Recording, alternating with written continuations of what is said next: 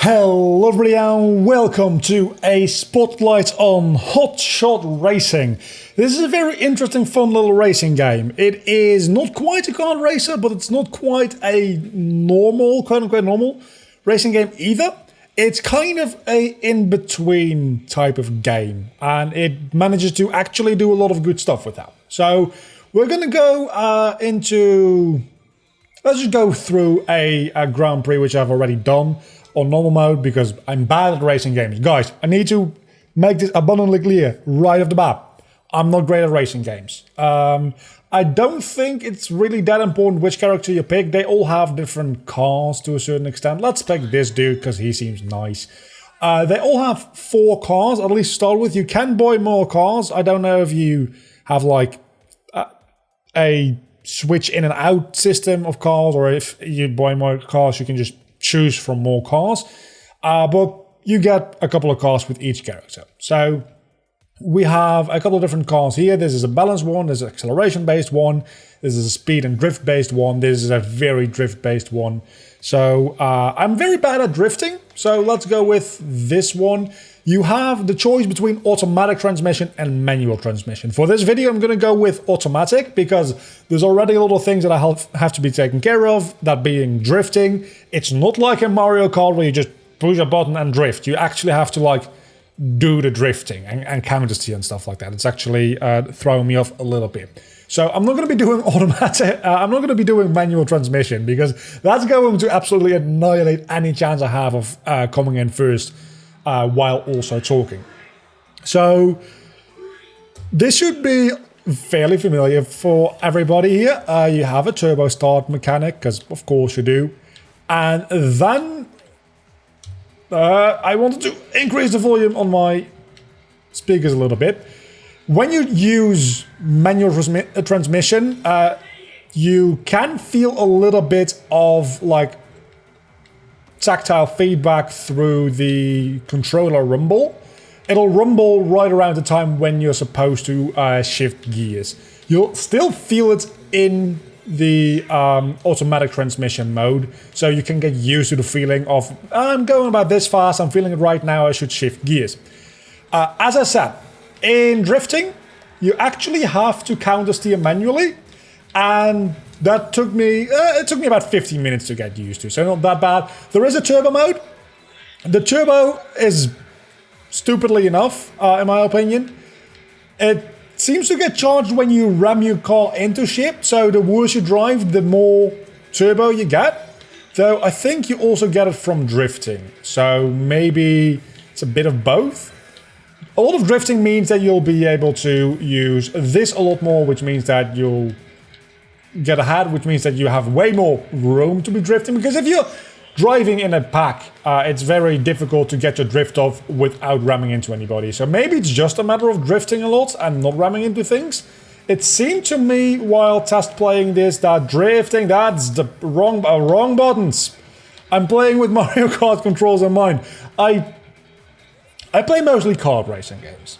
When I play racing games, so like arcade kart racing games, whatever you like to call them, this controls a little bit more realistically, and as a result of that, I am getting myself into a slight bit of trouble with not being able to actually come in first that much. Still, playing this on normal mode, it's not that difficult. It could be a lot worse, and if you just let your car drift a lot without touching the controls, you generally end up in a decent place as long as you go into it in like the right angle.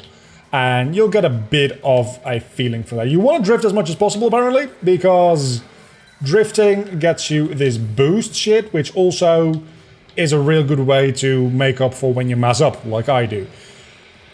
That's the basic idea of the game. I came in first here. You get money that you can spend on new characters, new clothes, new cars, mostly.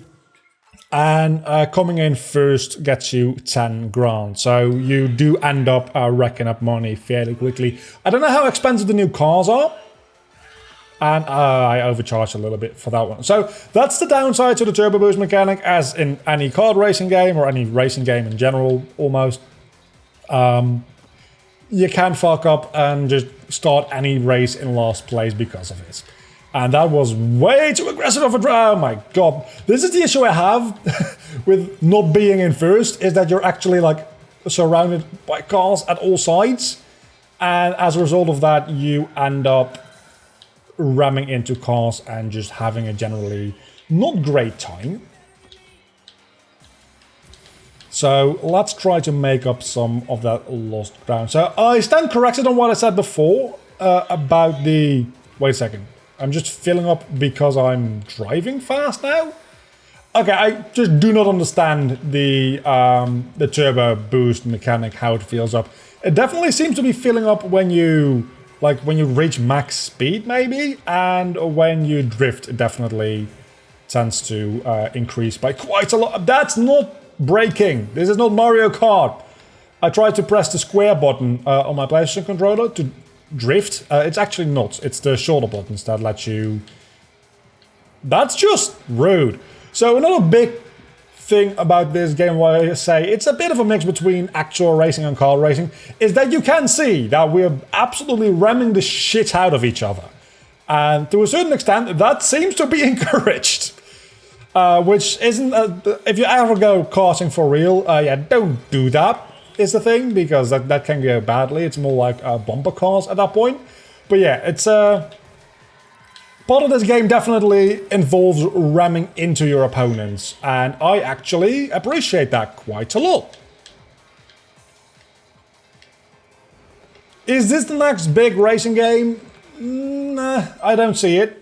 Honestly, I don't see this becoming huge, but I do think this is a fun little racing game, and it mixes the more arcade and the more...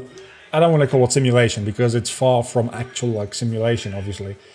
But it mixes the more like gaming aspect with the more car aspects rather well, I say, as somebody that doesn't know a lot about cars. But it feels, to me as a gamer anyway, it feels like a good mix.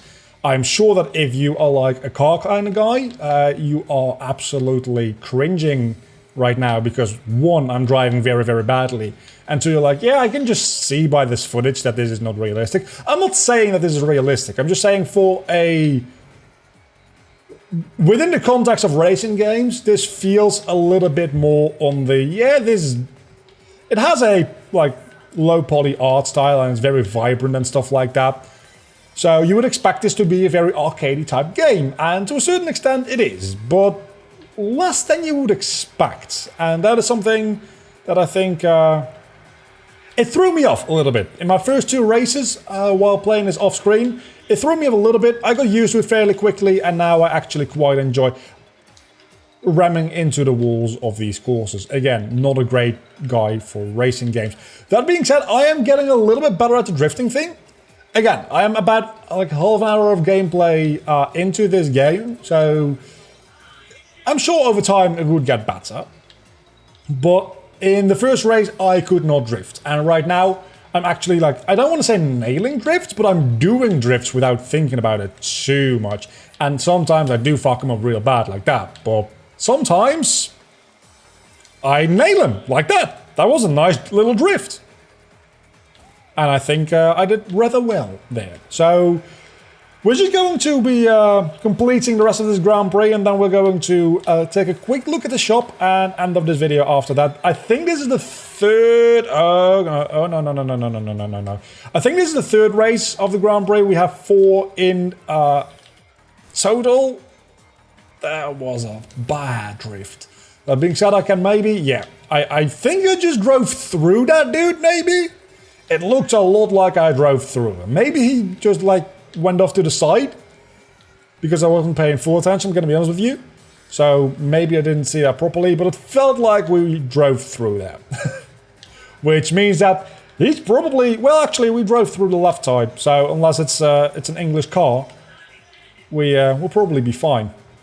Well, we will be fine anyway. He'll probably be fine, I should say. There's also... I was just going to say... most cars you see here are, for lack of a better term, like normal cars. Or actually, like, they seem to have 2 seats and they're like... they're just, I don't know cars very well. But there's also some, like, Formula 1 cars in there. Cars, that seems very fair, doesn't it?